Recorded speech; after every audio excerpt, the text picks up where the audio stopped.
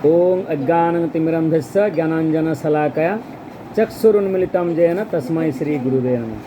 श्री चैतन्य मनोभीष्टं स्थापितं जन भूतले स्वयं रूपकदामयं ददाति सपदान्तिकं वन्देऽहं श्रीगुरु श्रीयुतपदकमलं श्रीगुरुण वैष्णवं सुश्रुतं सग्रजातं सगण रघुनाथानितं तं सजीवं साद्वैतं सावधूतं परिजनसहितं कृष्ण चैतन्य देवं श्रद्धा कृष्ण पदान सगण ललिता से विशाखानितां च नमो विष्णुपदाय कृष्ण पृष्ठाय भूतले श्रीमते भक्ति वेदांत स्वामिनिति नामिने नमस्ते सरस्वती देवे गौरवाणी प्रचारिणे निर्विशेषो शून्यवादी पाश्चात्य देशतारिणे नमो महावदन्नाय कृष्ण प्रेम प्रदायते कृष्णाय कृष्ण चैतन्यम्ने गौरत्तिसे नमो नमः।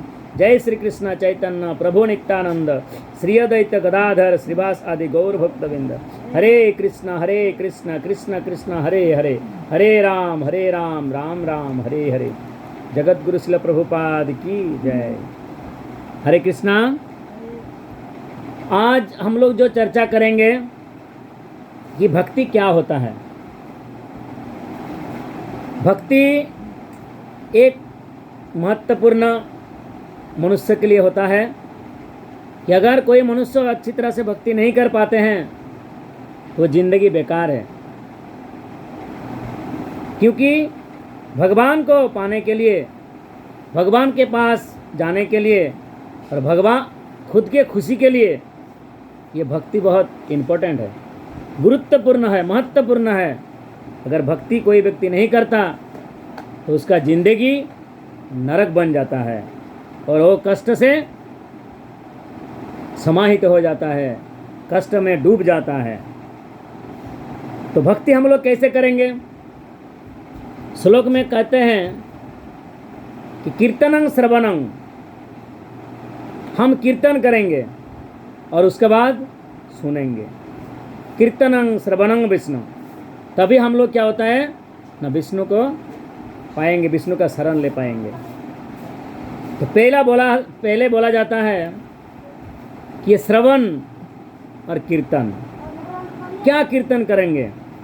हर लोग तो करते रहते हैं, हरि बोलो रे, कोई नारायण नारायण करता है, कोई विष्णु विष्णु करता है, कोई काली काली करता है, कोई मनसा मनसा करता है, कोई शिव शिव करता है।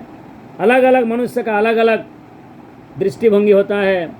वो देवता लोगों को भक्ति में डूब जाता है कि ये हमारा भगवान है। कोई बोलता है माँ काली हमारा भगवान है, कोई बोलता है माँ दुर्गा हमारा भगवान है, कोई बोलता है शनिदेव हमारा भगवान है, लेकिन वास्तव में ये भगवान नहीं है। भगवान कौन है? नैकल ईश्वर कृष्ण सच्चिदानंद विग्रह अनादिरादि गोविंद सर्व कारण कारण। इसलिए हम लोगों को परम पुरुषोत्तम भगवान श्री कृष्ण का शरण लेना है और भगवान के गुणगान करना है। श्री चैतन्य महाप्रभु कलियुग में आते हैं और सबको मूल महामंत्र हरिनाम प्रदान करते हैं और बोलते हैं कि ये हरिनाम जो करेगा वो दुनिया में दुख के सागर से मुक्त हो जाएंगे, दुखों के सागर को पार कर जाएंगे। जैसे बड़ा बड़ा समुंदर में पार करने के लिए किसी बोट का ज़रूरत होता है, किसी वेसल का ज़रूरत होता है, किसी बड़ा जहाज का ज़रूरत होता है। इसी तरह ये दुखालय जो सागर है, बड़ा महासमुद्र सागर, वो सागर को पार करने के लिए ये वेसल तो क्या, बड़ा बड़ा वेसल भी काम नहीं करेगा। इसलिए एक काम करना पड़ेगा कि हम लोग को भगवान का जो कमल पद्म चरण, उस चरण कमल में आश्रय लेना पड़ेगा। तभी हम लोग इस भक्ति में आगे बढ़ेंगे और हमारा जो दुखों का सागर है, इस सागर को पार कर पाएंगे। हर लोग बोलता है कि बचपन में हम लोग क्यों भक्ति करेंगे। ये मैंने सुनता है कि भगवान को भक्ति नहीं करते हैं। भगवान कौन है इसलिए उसको भी जानते नहीं है कि भगवान कौन है। बचपन में बजरंगबली को भगवान समझते हैं, कोई माँ काली को भगवान समझते हैं। अलग अलग मनुष्य का अलग अलग जो चिंता भावना रहता है, लेकिन वो सच्चा ज्ञान नहीं है। भगवान को जानने के लिए हम लोग को गीता पढ़ना जरूरी है। अगर गीता हम पढ़ेंगे तो भगवान को जानेंगे कि भगवान कौन है। ईश्वर परम कृष्ण सच्चिदानंद विग्रह अनादिरादि गोविंद सर्व कारण कारण। इसलिए हम लोग को गीता पढ़ना जरूरी है। अगर गीता नहीं पढ़ेंगे तो हमारा जो जिंदगी है वो कैसे चलाएंगे, इसका फॉर्मूला हमको नहीं मिलेगा। क्योंकि गीता क्या होता है? गीता माँ होता है।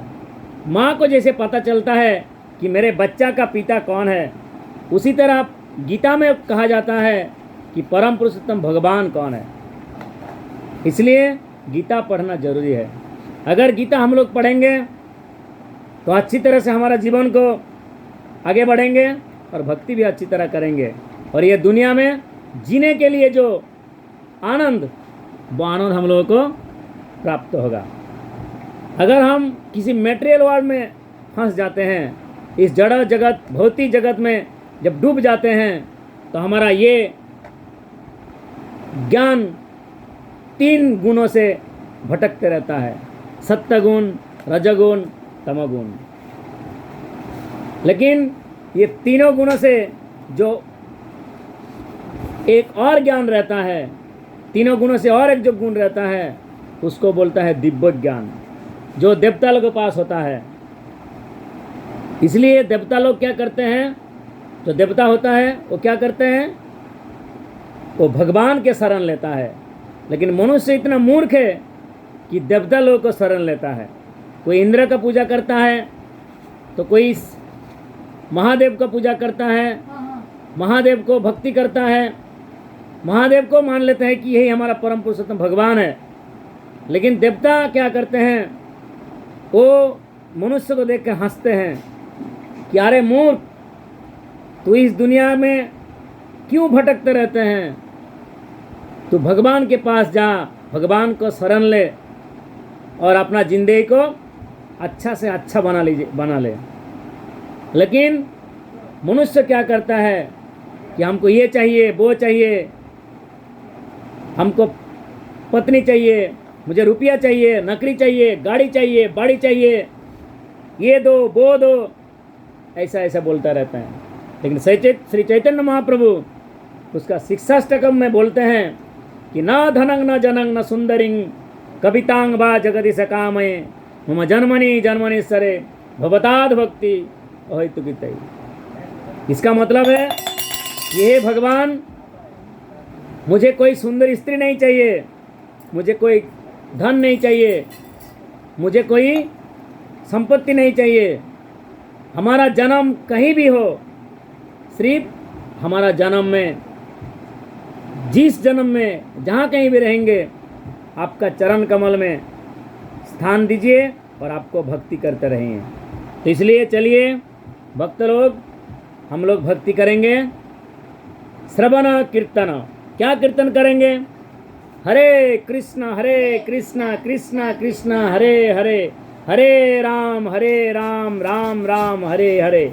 ये हम लोग को अच्छी तरह से बोलना है, अच्छी तरह से इसको गुणगान करना है, और गुणगान करते करते ये जो मूल महामंत्र है इसको सुनना है।